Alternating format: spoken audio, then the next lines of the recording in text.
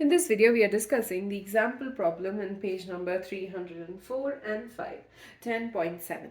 So we need to predict the order of reactivity of these compounds in SN1 and SN2 reactions. So let's start with the first one. So here it's talking about the isomeric bromobutanes. I'm sorry, it's not isobutanes. So bromobutane as in CH3, never mind, C4, CnH2n plus 2. So CnH2n 4, 4 2s are 8, 8 plus 2 is 10, minus 1, 9. So C4H9Br. So we can either have it as CH3, CH2, CH2, CH2, Br. Okay, that's one bromobutane. Then you have two bromobutane, CH3, CH2, CH2, CH3, and you have a Br. And then when you can have like a 3-membered chain where you have CH3, C, CH3, CH3, then Br, or you can have the bromine attached to this carbon atom as well. So CH3, CH, CH2, Br, CH3. So this is one bromobutane, this is two bromobutane, this is two bromo, 2-methyl propane, and then you have one bromo, 2-methyl propane. So you have 4 isomers that are possible when you have the formula C4H9Br. We need to figure out what is the order going to be for SN1 and SN2 reactions.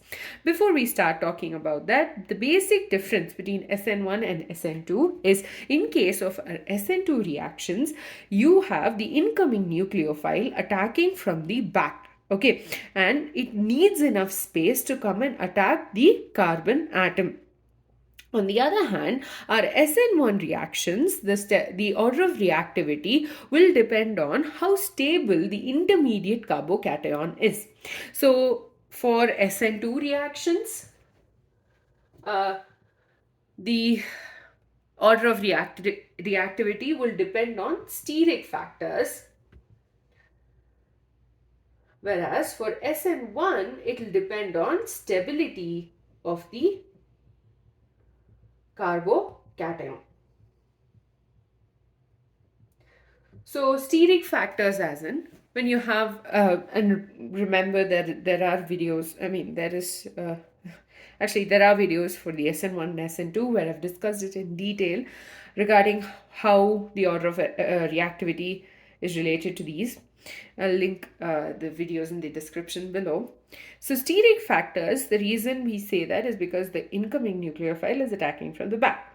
So for SN2, let's just start with SN2. Out of all of these, which do you think is the easiest or has the most space for the incoming nucleophile? It is the straight chain one.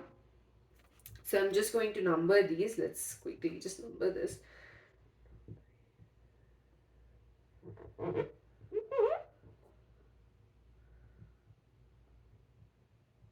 Okay, 1, 2, 3, and 4.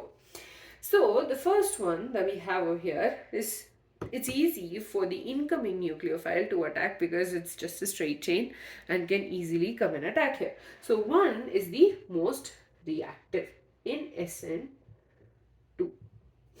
Okay, then out of all of these, look at the carbon atom. This is a secondary carbon, this is the tertiary, this is a primary.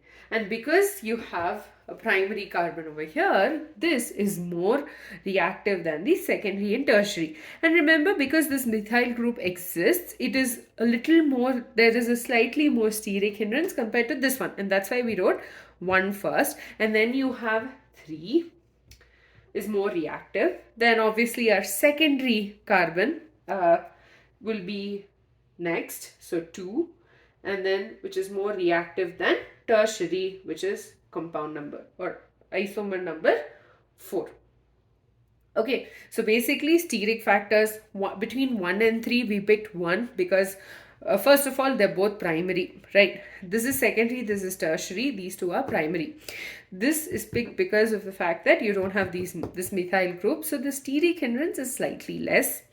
And next, the secondary, because again, you have two bulky alkyl groups beside it, and then tertiary, obviously, because it's very difficult for the incoming nucleophile to come and attack. The next one is SN1, and SN1 has to do more with the stability of the carbocation. Now, out of all of this, the most stable carbocation will be the tertiary because of the presence of 3 alkyl groups. Now, because there are 3 alkyl groups attached, methyl groups attached, they are electron releasing in nature, and they will stabilize the positive charge on this central carbon atom. So, the first one is going to be 4, which is more reactive than out of primary and secondary carbocation is more stable than a primary carbocation. The next one between these two, due to the inductive effects also coming into play, so here you have a straight chain. Okay, inductive effect is that because of the electronegativity of the bromine, there is a sort of a negative interaction. No, sorry for that. So between this and this, you have this group. This group is more electron releasing in nature compared to this one, and because of that, number 3 is more reactive than 1. It's basically the opposite of the first one.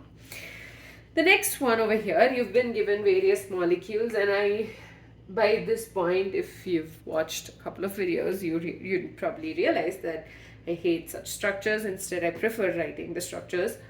So you have a C6H5, which is a benzene ring. Then you have a CH2Br. Then you have a C6H5, CH, C6H5, Br. Okay, then you have a C6H5, CH, CH3, Br. And the last one is C6H5,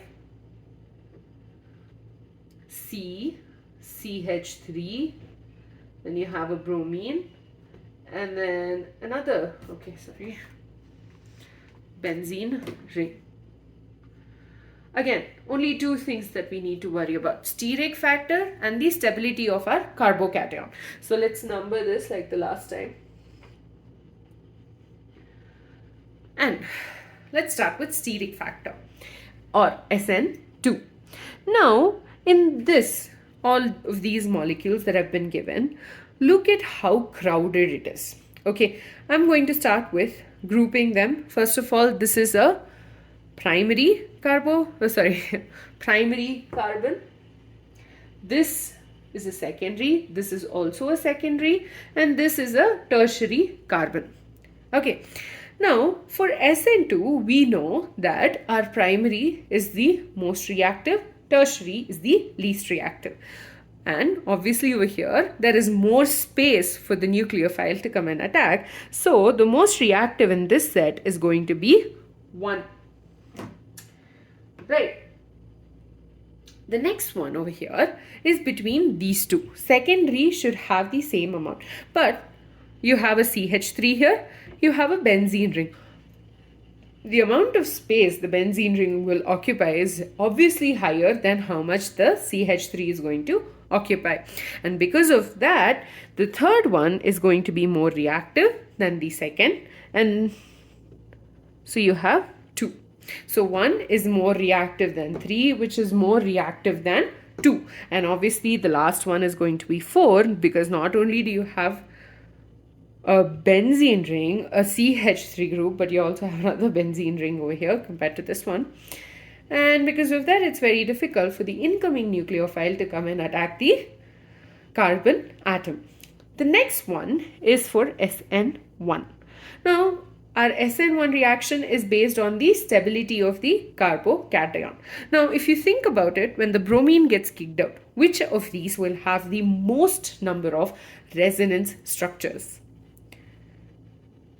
The fourth one. That is because of the presence of two benzene rings. The benzene rings are quite good at making sure the positive charge is going to be more bearable on the carbon atom because of the resonating structures. So the fourth one will be more reactive, and then between 3 and 2, both of them are a secondary carbon, right? But this one has two benzene rings, whereas this one just has one. So the number of resonance structures that is formed over here for when the carbocation is formed is more stable than this one because of the more number of resonating structures. So you have 4, then you have 2, which is more reactive than 3, which is more reactive than 1. So in this one, we talked about the stability of the carbocation, more related to the resonance structures that are formed. More is the number of resonance structures formed, more is the stability of the carbocation, and more will be the reactivity of that particular molecule towards the SN1 mechanism. With that, we're done with these two questions. Basically, we just need to understand how steric factors and stability of the carbocation is. And based on that, you can automatically make your own decisions as to which particular molecule would like to go using, undergo reaction with SN2 mechanism or SN1. Do check out the video that I did about these two types of reactions, and not only that, do refresh your memory on the stability of the carbocation. I know I keep saying this, but you should at this point try and recap your class 11 concepts based on the basic concepts of organic chemistry is in class 11, and I would suggest you to go through that because that's very helpful and you do have the time to do it right now. With that, we're done. In the next video, I will continue with the stereochemical aspects of nucleophilic substitution reactions.